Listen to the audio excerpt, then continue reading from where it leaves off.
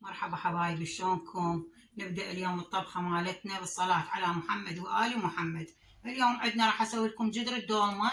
هاي عندي سلق والبصل، وهاي العضود حطيتهم بالجدر، وهاي عندي كرفس، وهذا الشبنت اختياري بكيف الواحد.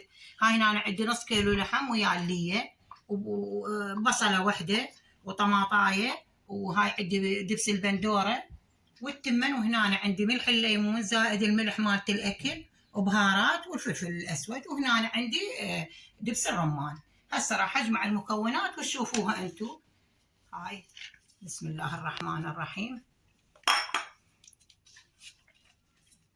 نبدي نهارنا اليوم على بركة الله ورسوله.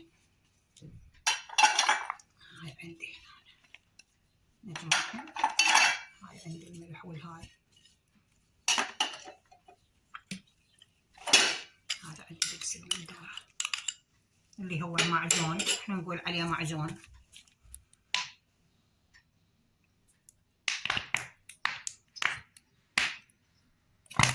هسه حبايب قلبي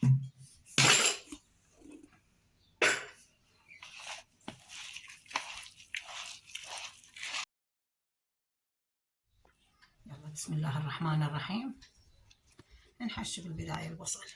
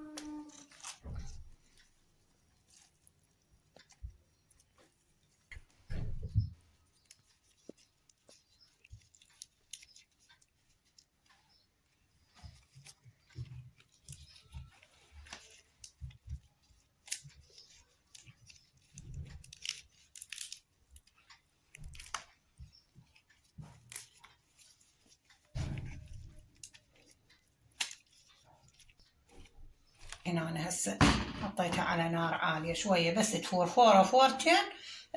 نص الحركة وخليها تتهدى. وهسه من تستوى أشوفكم الشكل النهائي مالتها حبايب قلبي، وألف عافية. هاي حطينا الصلصة مالتها،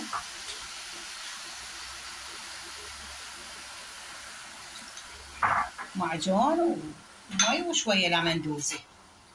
هاي هسه خليها تستوي على راحتها لكم بالشكل النهائي مالتها.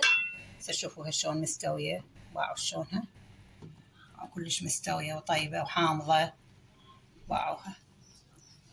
هاي خلي اشوف لكم اياها.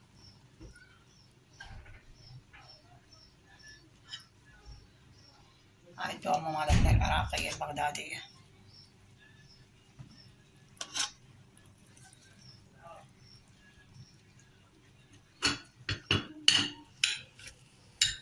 شكلها النهائي ان شاء الله تعجبكم.